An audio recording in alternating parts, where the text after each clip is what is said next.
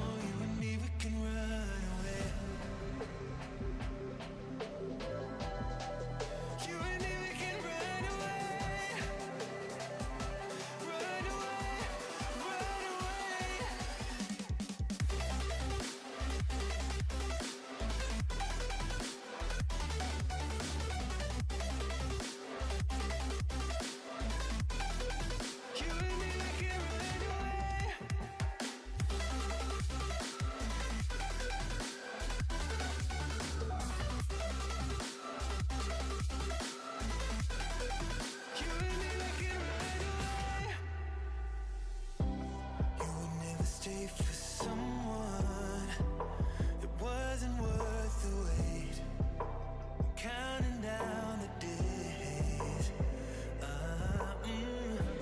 I know when I'm moving onward, I just wanna trust in your word, but we're running out of time. We were doing alright, holding on, but I'm losing the fight.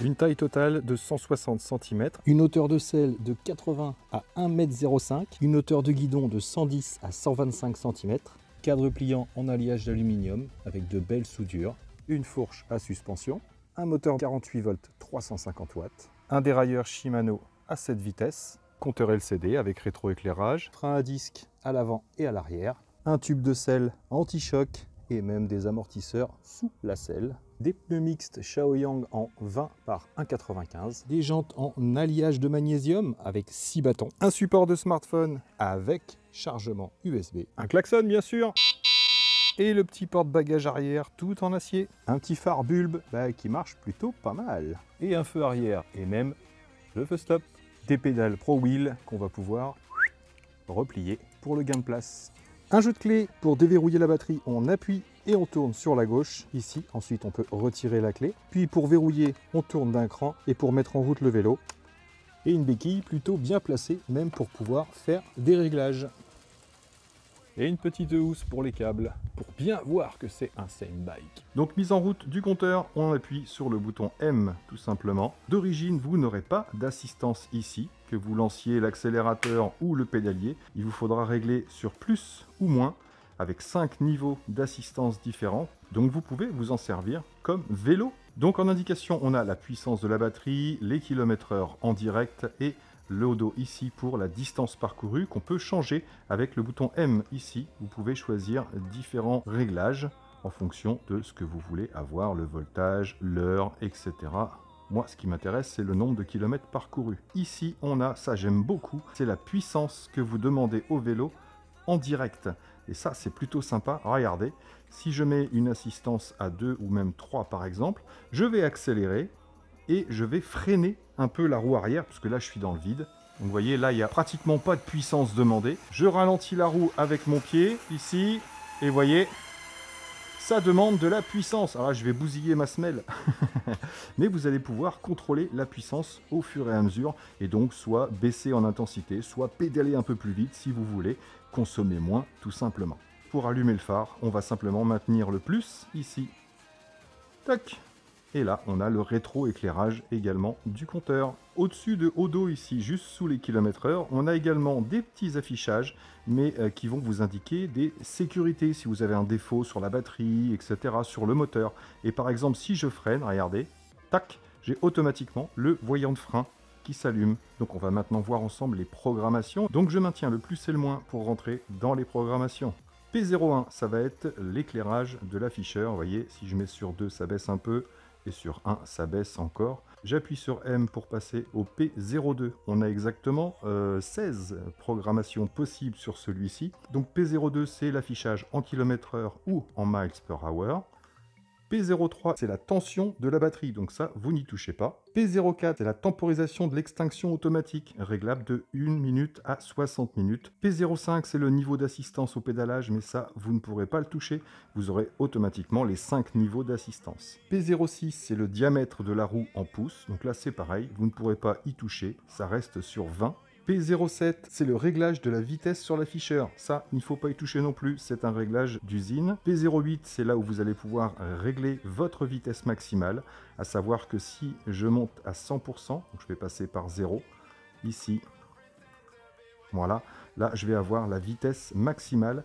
Donc je vais valider, et maintenant je vais sur 5 pour l'assistance. J'accélère à l'accélérateur. Et là, on obtient 40 km/h dans le vide, bien sûr. P09, c'est le démarrage avec poussée ou pas. Sur 0, il n'y a pas besoin de pousser. Sur 1, il y aura besoin de pousser ou pédaler pour démarrer le moteur, tout simplement. Donc moi, je vais laisser à 0 pour pouvoir démarrer sans avoir besoin de lancer le moteur. P10, sur 0, on va avoir l'assistance au pédalage, simplement. Sur 1, on va avoir juste l'accélérateur, ce qui est strictement interdit en France.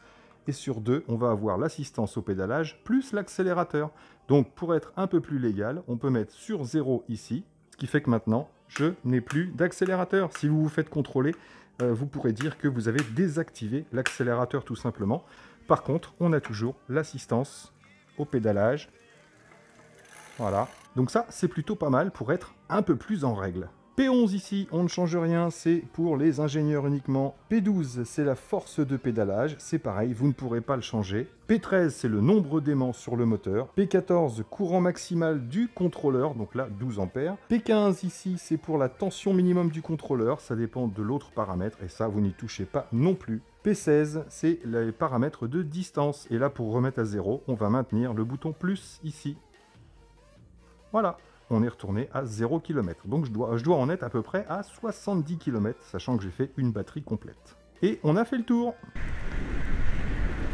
The wave! The arm wave! Donc voilà, j'espère que vous aurez tout compris sur ce petit SEMbike. Je voulais simplement vous parler de tarifs. Donc le meilleur tarif actuellement, évidemment, c'est sur Banggood, parce qu'en plus j'ai réussi à avoir un petit coupon supplémentaire par Mariette. Donc il tourne aux alentours des 740 sur Banggood justement, jusqu'à 1000 € sur ces discounts, AliExpress ou d'autres sites. Mais pour l'instant, c'est encore une fois chez Banggood qu'il est le moins cher en entrepôt européen. Donc pas de taxes et une livraison rapide, c'est plutôt sympa.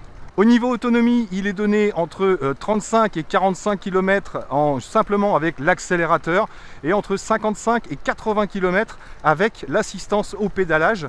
Et bien sûr, ça va dépendre du poids. Alors, ce vélo supporte entre 120 et 150 kg, mais donc avec une charge complète, moi j'ai réussi à faire 59 km sans utiliser l'accélérateur, puisque en milieu urbain et sur la voie publique, l'accélérateur est strictement interdit. Mais on va s'arrêter 2 minutes et je vais vous parler de la législation parce que j'ai quelques petites bonnes nouvelles pour vous. Donc comme vous pouvez le voir déjà, au niveau confort, rien à voir. Ça, on en parlera avec Yacine juste après, puisque lui, sur le Fido D4S, il n'y a aucun amortisseur, ni devant ni derrière. Alors que moi, avec ma fourche suspendue et mon amortisseur de selle, et même les amortisseurs sous la selle, il y a vraiment une énorme différence au niveau du confort par rapport au D4S bien sûr, hein. Il est équipé du support smartphone comme vous l'avez vu dans la description, avec une petite prise pour pouvoir recharger directement votre téléphone. Donc on vous a mis les deux vélos l'un à côté de l'autre pour que vous compreniez que c'est exactement la même catégorie, même si celui-ci a beaucoup plus d'options comme vous avez pu le voir dans la description. Maintenant je vais vous parler législation, on en a parlé un petit peu ce matin ensemble, et j'ai eu de bonnes nouvelles. Donc je vous explique, j'ai appelé la qui m'a conseillé tout simplement par téléphone, qui m'a expliqué que mon vélo ne pouvait pas être assuré en VAE, en vélo à assistance électrique. Pourquoi? Parce qu'il faut une homologation européenne, il ne faut pas 2 poignées d'accélérateur, sauf une poignée d'accélérateur qui monte jusqu'à 6 km/h maximum pour aider au démarrage, ce qui n'est pas le cas sur celui-ci, et il ne faut pas dépasser les 250 watts pour le moteur, vous le savez. Donc VAE impossible, et heureusement, parce que sinon le devis serait monté à 170 € par an. Mais il m'a conseillé autre chose. Il m'a dit tout ce qui manque sur ce vélo, c'est un numéro d'identification. Donc pour ce numéro d'identification, ça m'a coûté 11,50 € chez DK, vous connaissez la suite. Et donc maintenant, j'ai un numéro d'identification pour mon Sembike, et j'en ai fait un également pour le Fido D4S. C'est vraiment très sympa parce que par la suite vous avez un garage virtuel sur un site internet où vous pouvez rentrer vos vélos et vous pouvez le revendre, le déclarer cassé, le déclarer volé, etc. etc. Et donc avec ce numéro d'identification, cette fameuse assurance, la MA quelque chose. 2 possibilités. Oui, 2 possibilités. Je pense citer 3. MAF, MAIF et MAOUF. Donc c'est une des 3. Et donc ils peuvent m'assurer, mais pas en VAE, pas en vélo assistance électrique, mais en véhicule de déplacement individuel ou privé, je ne sais plus. Mais au même titre que des trottinettes électriques, que les monowheels, les monopods, etc. etc. Et pour ça, il m'a posé quelques questions sur mes antécédents d'assurance, bien sûr. Il ne faut pas avoir eu de retraite permis en 6 mois. Mais il m'a proposé une assurance au tiers à 60 € par an et une assurance tout risque à 105 € par an. Donc moins cher qu'un VAE qui m'aurait déjà coûté 2500 € en France et moins cher que l'assurance du VAE. Donc j'étais super content. Par contre, ça ne veut pas dire que du coup votre vélo est homologué, bien sûr que non. Il faudra prendre soin à 2 choses. La première, c'est à désactiver votre accélérateur manuel, et ça, le gros avantage du Sembike, c'est qu'on peut le faire directement de l'ordinateur de bord, et bien sûr respecter la vitesse de 25 km/h. Vous ne pouvez pas le débrider. Si vous vous faites attraper à 30 ou 35 km/h en milieu urbain ou sur le domaine routier ou sur une piste cyclable, et bien là vous risquez de prendre cher parce que votre vélo ne sera toujours pas autorisé. Donc respectez les 25 km/h bien sûr et désactivez votre accélérateur, chose qu'on peut faire avec le menu P10 que je vous ai montré tout à l'heure. Et l'autre petite chose assez sympa, c'est que toutes ces modifications, vous pouvez les faire même en roulant. Ça veut dire que vous êtes en milieu urbain ou sur la route, vous êtes bridé à 25 km/h et vous avez désactivé l'accélérateur. Vous arrivez en chemin privé comme ici, sur une petite route de forêt, etc. Vous pouvez tout simplement, même en roulant, remettre votre vitesse au maximum à 35 et réactiver votre accélérateur si vous voulez. Vous pouvez faire ça en 10 secondes à peu près. Donc ça, c'est un gros plus. Mais la bonne nouvelle, c'est qu'on va pouvoir s'assurer si on veut contre le vol, la casse, etc., etc. Tout risque avec ce genre de vélo. Ouais, en fait, ouais, ça évolue, on va dire, rapidement avec toutes les Bah, c'est ça. nouveautés qu'il y a dans le domaine de circulation C'est ce électrique. que m'a dit quoi. le conseiller de la MAOUF, Bah, c'est qu'ils ont tellement de demandes maintenant qu'ils ont été obligés de s'adapter. Donc la seule chose qui ne change pas bien sûr, c'est que poignée d'accélérateur plus un vélo qui monte à 45 km/h, vous serez obligé d'avoir l'homologation, la carte grise, la plaque d'immatriculation et de rouler avec un casque, tout comme un cyclomoteur tout simplement. Mais les nouvelles sont plutôt bonnes pour nous. Ça évolue dans le bon sens. Ça évolue dans le bon C'est sens. moins bruit là. C'est moins bruit-bruit et je pense que ça va aller de mieux en mieux. Donc on continue, c'est parti pour les tests. Donc niveau tenue de route, c'est sûr que d'avoir des pneus un petit peu plus larges, ça y fait énormément. Là, il n'y a pas une grosse différence entre les deux, mais je me sens beaucoup plus à l'aise. Et alors par contre, au niveau de la maniabilité, je trouvais bizarre de ne pas pouvoir piloter le Fido sans les mains. Voilà, vous avez tous essayé de faire du vélo sans les mains. Faites attention parce que des fois on dit sans les mains, sans les dents. Mais avec le Fido D4S, j'ai jamais réussi. Donc là, c'est le challenge. Donc là, c'est le challenge pour toi. Parce que Yacine m'a dit que lui aussi il pilotait sans problème, sans les mains. Donc voilà, petit test avec le SEMbike. Et là, sans aucun problème, on va pouvoir piloter sans les mains, récupérer. Donc je suis pas forcément super à l'aise, surtout quand le moteur se déclenche, mais on va pouvoir piloter sans les mains sans aucun problème. Maintenant, on va tester avec le D4S. Donc Yacine, tu fais attention quand même, Ouais. mais c'est parti, essaye un pilotage sans les mains. Hop là. Et voilà, Ah oui, ça part direct à gauche. ça part direct à gauche. Ouais. Donc On peut c'est pas. pratiquement impossible. Autant on s'en rend pas compte quand on tient le guidon. T'as vu, hein, quand on tient le guidon, Quand on tient le guidon, ouais. t'es pas déporté ni rien. Mais dès qu'on veut lâcher, il est mal équilibré et il vous emmène il part à gauche, automatiquement à cause du déport de cette fourche à l'avant. Donc ouais, beaucoup plus maniable ce petit SEMbike, même si tous les vélos devraient être équilibrés bien évidemment. Je pense que c'est un petit défaut de chez Fido et on s'en rend compte que quand on veut lâcher les mains. C'est ça. Donc petit test de freinage à 25 km/h. Voilà, on est à 25. J'enquille le freinage. Ah, ça freine sec, ça freine bien. Bien sûr, ça dérape, mais ça freine bien. Comme on est sur un chemin privé, on va pouvoir augmenter la vitesse à 100%. Voilà, je suis à 100%. Je valide. Et donc là, on va pouvoir tester le freinage à 35 km/h. Allez, c'est parti. J'accélère.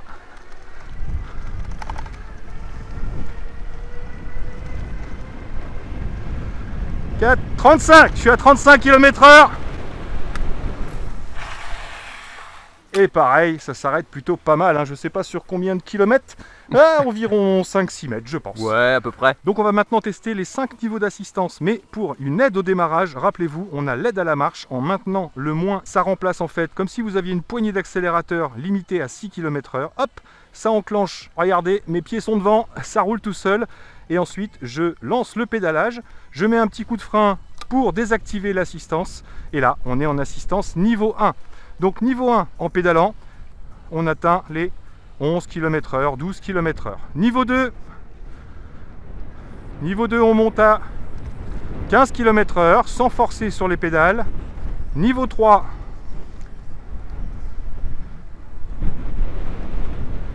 « 18 km/h. Niveau 4, 21 km/h environ, 22 km/h. Et avec le niveau 5, on va atteindre les 25-26 km/h sur le compteur. Mais au GPS, en fait, il faut que vous retiriez environ 1 km/h, 1 km/h et demi. Donc on est à 25, bien sûr, au niveau 5. Donc, hop, je débride. On est sur un chemin privé. On va se faire un petit peu de tout terrain. T'es prêt, mon gars? Je suis prêt. Allez, c'est parti. Donc là, j'ai même plus besoin de pédaler. Hop, un petit coup d'axel.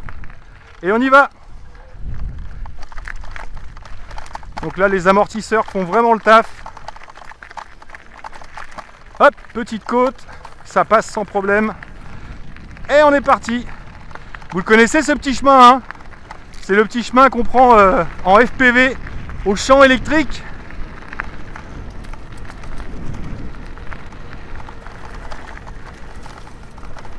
Ah, la tenue de route est vraiment bonne avec celui-là.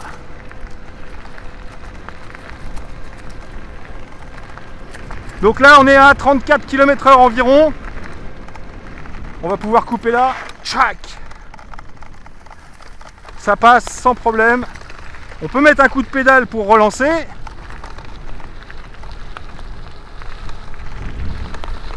Ça va mon gars? Ça va, ça se coupe. Ah oui, ça doit taper fort avec le tien. Hein. Donc là, 35-36 km/h. C'est la vitesse max hein, de ce petit Sembike une fois débridé. C'est excellent.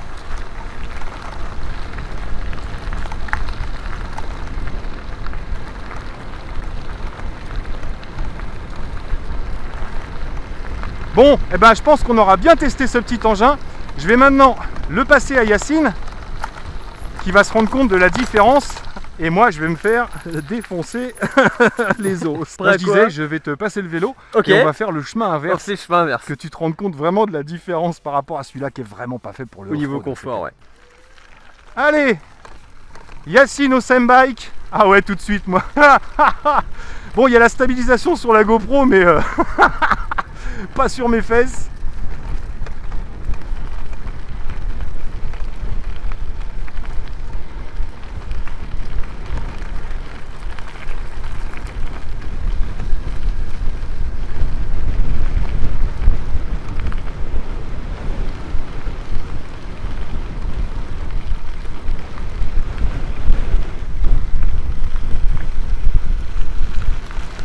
Alors? En fait, il y a l'hyper smooth sur ce vélo. C'est ça, il y a un hyper smooth. Ah, ça gomme, hein. Ça change tout, hein.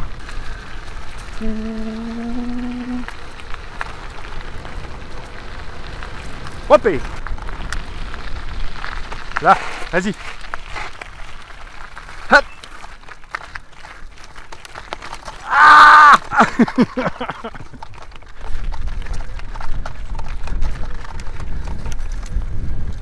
Wouh!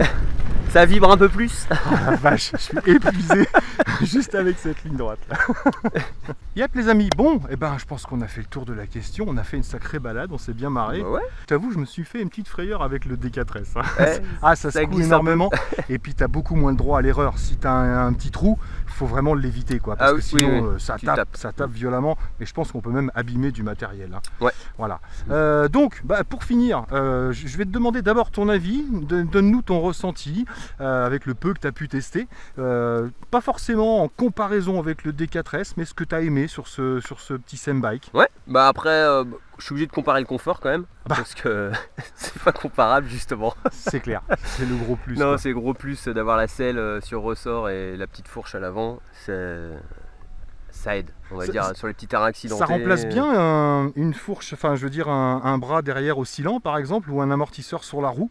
Le fait d'avoir l'amortisseur à la selle, bah, Ouais. Moi j'ai trouvé ça vraiment sympa. Ça aide pas mal, ouais, ça évite justement sur les petits sentiers un peu accidentés de reprendre tout dans le dos et tout quoi. Ouais, carrément, et puis ça aide à la tenue de route bien sûr, parce que à comparer avec le D4S par exemple, comme je te disais, c'est vrai qu'on a tendance à perdre un petit peu le fil et puis la tenue de route, Ouais. si c'est un peu trop bosselé ou trop granuleux quoi. Les pneus doivent jouer aussi. Les pneus, bon après la taille de roue c'est la même, On est les toujours deux. sur du Ouais. 20 pouces, ouais. Donc ce qui fait que On c'est est juste hyper, plus large sur celui-là. hyper sensible au niveau de la direction. Ouais. Après j'ai bien aimé aussi la réactivité de l'accélérateur.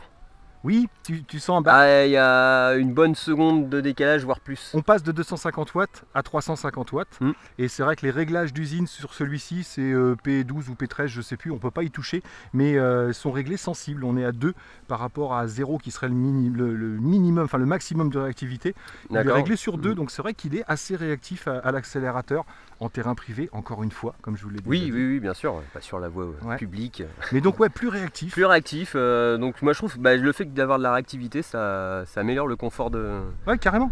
Carrément. route quoi. Et que ce soit sur l'accélérateur ou sur le pédalier. C'est vrai que le pédalier, il n'y a pas besoin de faire 4 tours pour que ça entraîne le moteur. On fait un demi-tour, voire un tour, et le moteur est entraîné automatiquement.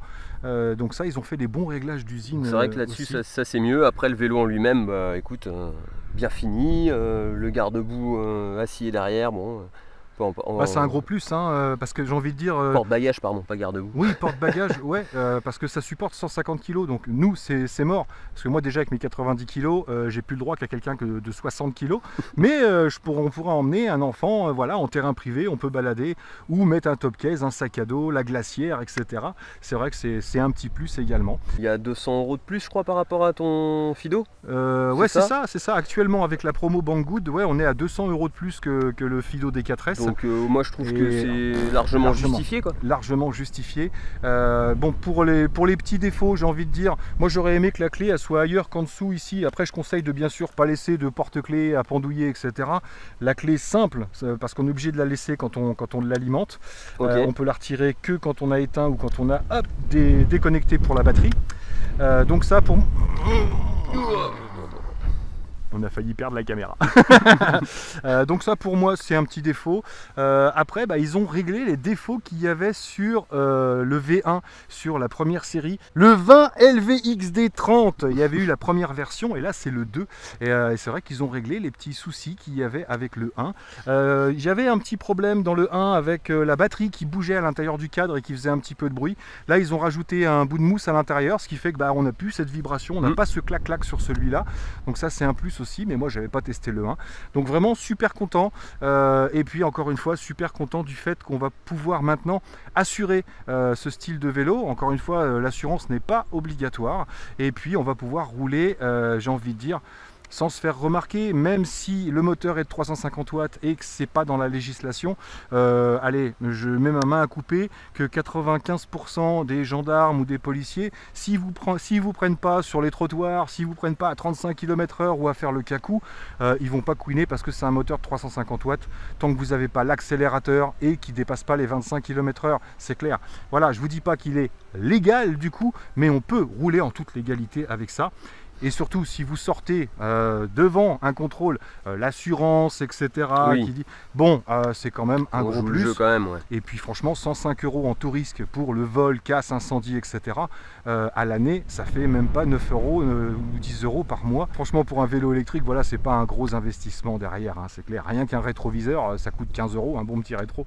Donc, mais on n'en achète pas un par mois, on est d'accord. Pour revenir sur tout ce qui est respect de la loi avec la poignée et tout ça, bon, la vitesse aussi. On a tous des véhicules largement capables de dépasser la vitesse autorisée. Oui, oui, non, bien Donc sûr. Donc ça répond à chacun en fait. Ça, je pense que les textes de loi, ils vont bouger aussi un petit peu. Ça va évoluer. Voilà, vous pouvez avoir une voiture qui roule à 250 km/h tant que vous respectez la limitation là où on risque rien. Donc voilà les amis, on a fait le tour. Merci à tous d'avoir suivi. Merci encore à vous d'être là. Comme d'habitude, les liens et coupons sont dans la description. J'essaierai de vous avoir le meilleur coupon possible. Et puis bah si t'as rien à rajouter, mon petit Yaya, je te remercie encore d'avoir c'était cool. fait ce petit test avec moi. C'est vachement plus agréable que tout seul, c'est clair. Et puis bah moi là-dessus, il me reste plus qu'à vous dire surtout, portez-vous bien, prenez soin de vous et des autres. Bah ouais, et à bientôt dans les vidéos. Ciao, ciao. Ciao.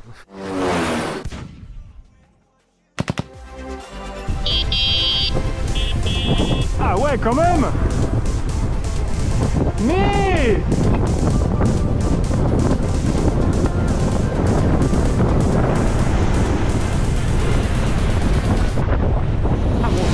On a fait 10 km à faire notre fichou aujourd'hui, juste pour le test, je suis épuisé. On a fait 10 km et on est toujours à fond au niveau de la puissance de la batterie, on n'a pas encore perdu une barre sur celui-ci, alors que sur le D4S on a perdu une barre simplement de puissance, donc je pense qu'on aurait plus d'autonomie avec celui-là. Maintenant, ils n'ont pas le même âge, mais en tout cas, ça tient.